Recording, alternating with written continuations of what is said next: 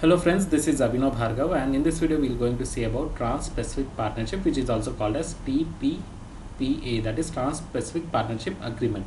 See, TPP is a trade agreement among 12 of the Pacific Rim countries, and those include Canada, USA, Mexico, Peru, Chile, Japan, Vietnam, Brunei, Malaysia, Singapore, Australia and New Zealand.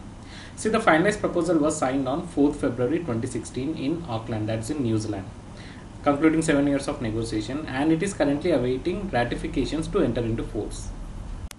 The 30 chapters of the agreement mainly aim to promote economic growth, support creation and retention of the jobs, enhance innovation, productivity and competition, raise living standards, reduce poverty in the signatory countries, promote transparency and good governance, enhance labor and environmental protection.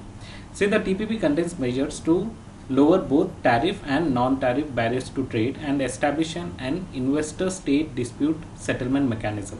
And apart from that, it also set new terms for trade and business investment among the United States and 11 other Pacific Rim nations. Now let's look into the background about how it all started. See, TPP began as an expansion of the Trans-Pacific Strategic Economic Partnership Agreement, or PFO, signed by Brunei, Chile, New Zealand and Singapore in the year 2005.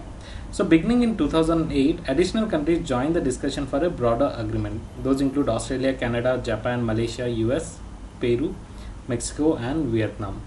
The United States government considered TPP a companion to the proposed TTIP, that is Transatlantic Trade and Investment Partnership, a broadly similar agreement between US and European Union.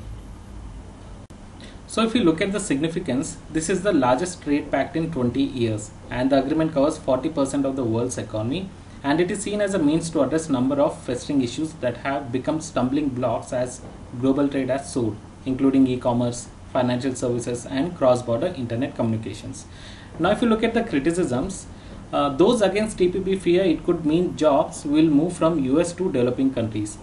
And they also do not like the fact that the 5-year talks were held largely in secret, which means that TPP suffers from a serious lack of transparency, and it threatens to impose more stringent copyrights without public input, pressures foreign government to adopt an unbalanced laws, and TPP will also intensify competition between countries' labor forces. If you look at the impact on India, India is not a part of TPP, and the World Bank projects a limited trade diversion impact on its non-members.